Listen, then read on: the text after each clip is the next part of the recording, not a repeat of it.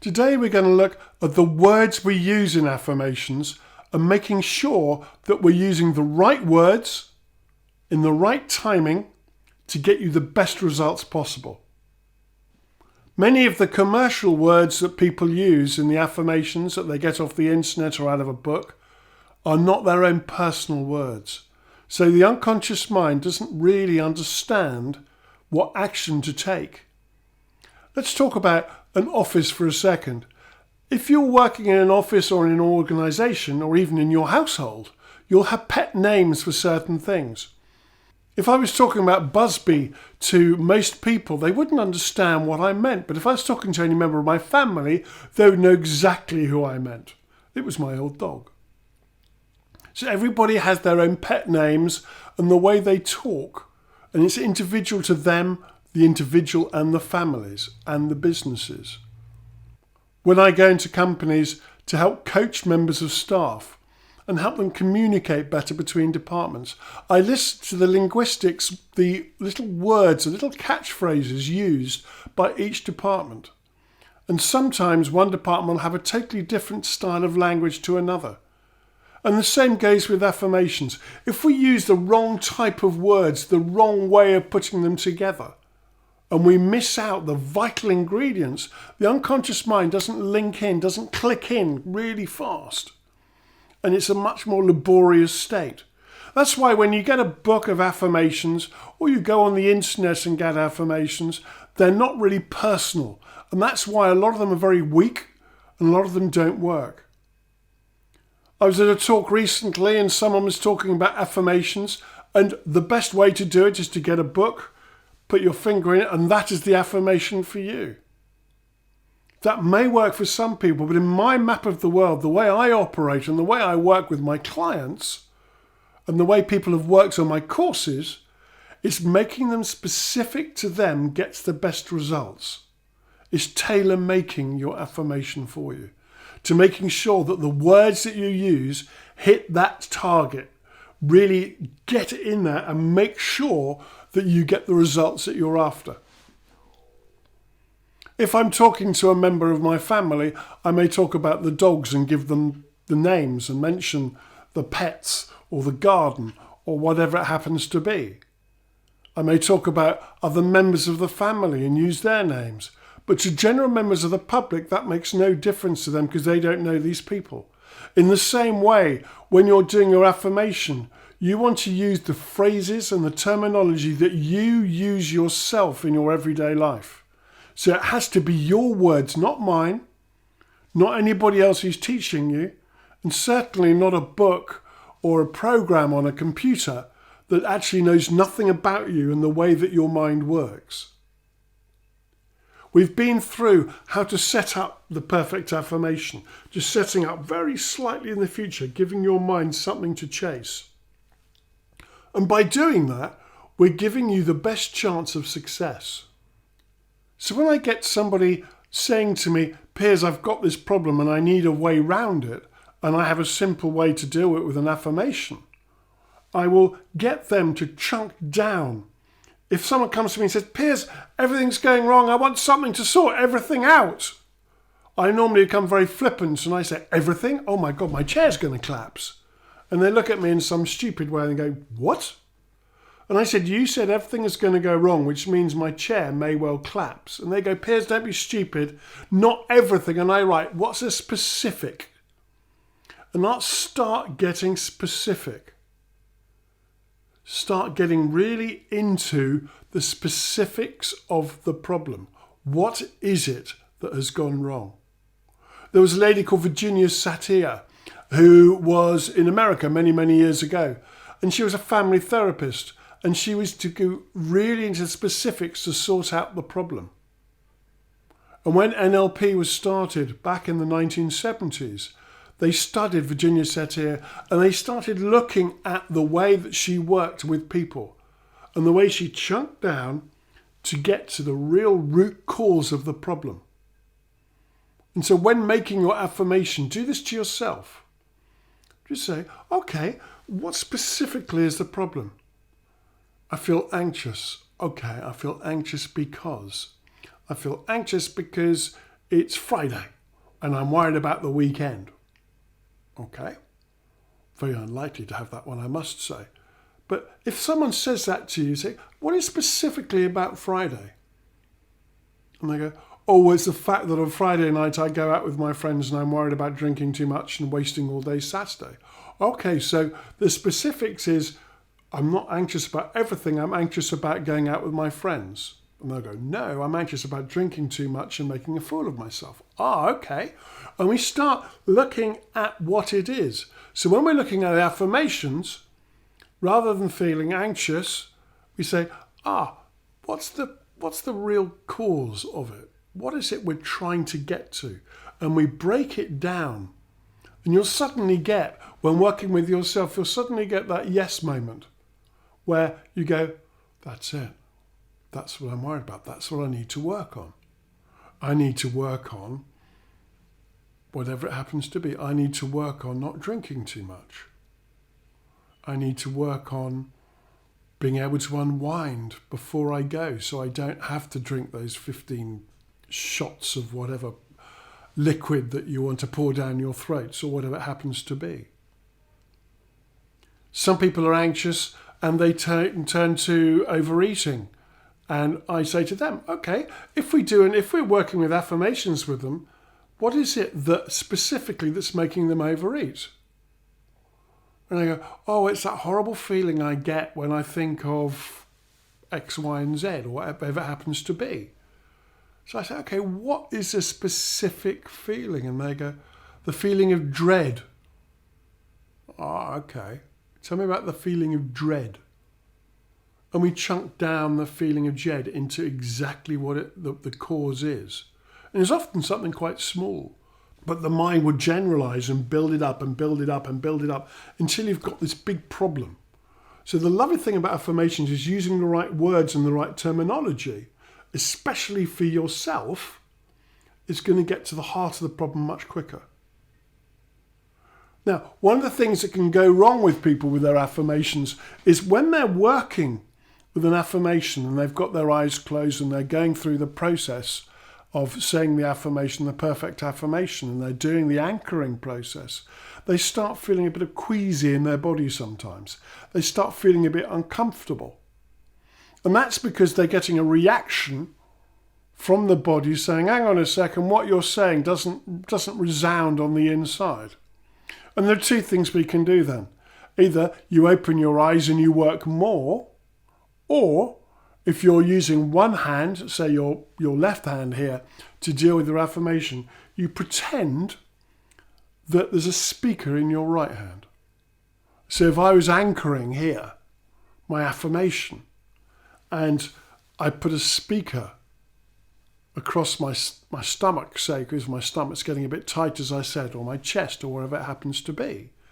If I start doing that, you're then getting that energy from the meridian, from the anchoring, and from the perfect affirmation, going right into that place, and everything then suddenly dissolves.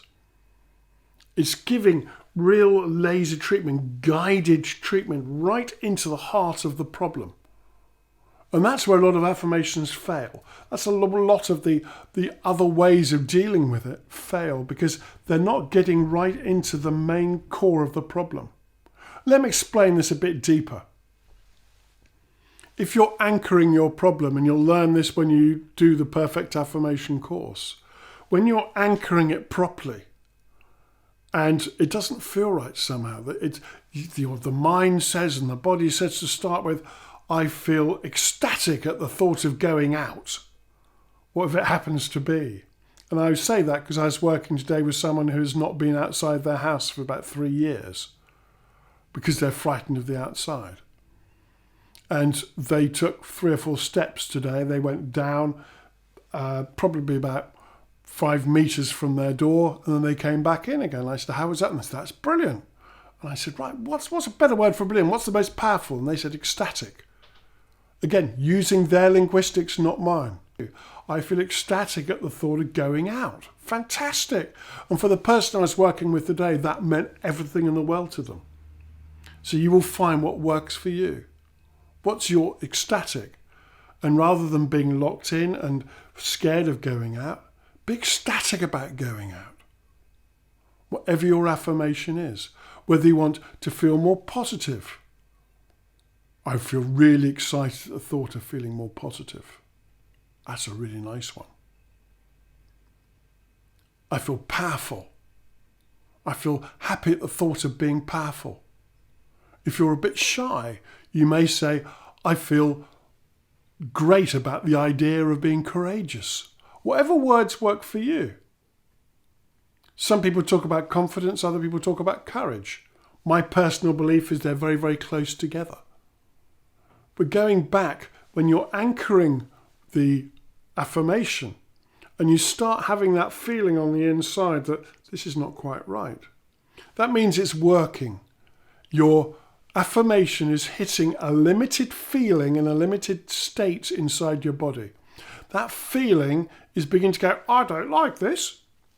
And as you say it, you literally want to get in, and you don't want to cut it out, obviously, but you want to use your hand as a speaker to really get the energy into that point. So you're anchoring, you're energizing, and you'll find that knot of energy, that negative knot of energy, 9 times out of 10 will just disappear.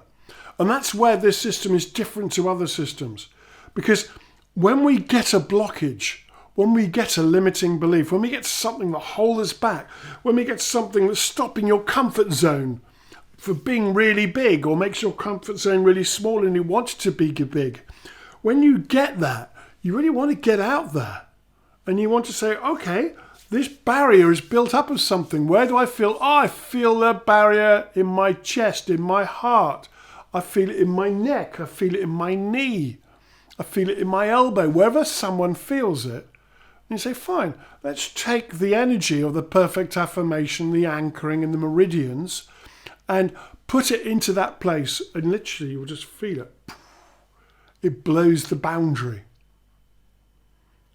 There's a lovely idea that if you want to blow up a dustbin, if you put the grenade next door to a dustbin, when the grenade goes bang, it's going to dent the dustbin will fly off probably quite a long way, but it's still a dustbin. If you put it on top of a dustbin, the grenade on top of a dustbin, the grenade will go off and the dustbin may get dented and squashed. But the only way to blow up a dustbin is literally to drop it in, the grenade in, put the lid on and run. And it will explode. So much the same as with a limiting belief. A limiting belief will have its boundary. And by having your perfect affirmation using the anchoring and the meridians, that will go into the center of the limiting belief and blow the boundaries. And by doing that, you suddenly become free. And it may take 2 or 3 attempts. Some people think as soon as I start using the perfect affirmation, voila, it's gone. No, it may take time. In the previous broadcast, I was talking about sludge and layers. And the layers that we have throughout our lives are like pages of a book. And we just literally need to get rid of a page, get rid of the sludge, whatever it is, the dust, and go down layer by layer by layer until we find you, the source of everything, the energy inside you, that perfect feeling of peacefulness that perhaps you may only get if you're lying on a beach on holiday. Perhaps you may only get if you're in a deep state of relaxation. Some people say that they get a wonderful feeling of peacefulness when they're half awake and half asleep. Normally on a Sunday afternoon when they've had a nice lunch and they've had a bit of a doze and they wake up and they go, I feel so peaceful. So we're looking for that peaceful feeling. And by using this perfect affirmation and getting the words right each and every time you do it, and using the idea that you can actually pinpoint where the pain is, where you're holding it in your body, to blow away, get inside the belief and blow the boundaries, and it disappears. So as we do this each and every time, and you notice the feelings in your body, then and only then will you start getting the success that you want. As you go through, each and every time you use your perfect affirmation, you will find that by clearing the decks, clearing the layers, blowing up that limiting belief, by getting inside it and blowing the boundaries so the limiting belief is no longer there, then and only then will you start making the progress and the action towards success. Because it's very easy to sit back and say your perfect affirmation and wait for everything to change. But you've actually got to get up and make the changes yourself. You've got to do the work. And by removing the limiting beliefs gives you the power to do that. So to me, affirmations equals making you more powerful if done the right way. Your commercial and your internet style affirmations won't do that. The affirmations that we use, the perfect affirmation, comes from the heart. It comes from here, and it helps you, and it gives you all the energy that you need to be the person you want to be. So all those ideas and dreams that you have can come true if you do it the right way. Just by really concentrating on the words that you use, the linguistics, linking it in with some anchoring, linking in with some meridian work, and putting all those three elements together, you'll have the perfect affirmation to make your life more perfect, to make you more successful, to give you the success, releasing your potential, really helping you to be the person you want to be. Now, in future broadcasts, I'm going to be talking about other ways and other techniques to help you become the person you want to be. I don't want to sit here and lecture and give you all the theory. I want to give you all the techniques and the way forward. So make sure you have subscribed and that little bell next door to it, and you'll come with me on my journey to get you to where you want to be, the happier life.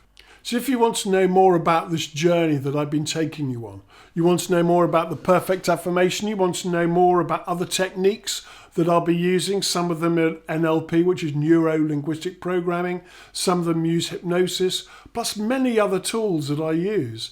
And I'll be teaching you the techniques and simple ways of doing it in these broadcasts. So hit the subscribe button, and I look forward to seeing you on another call.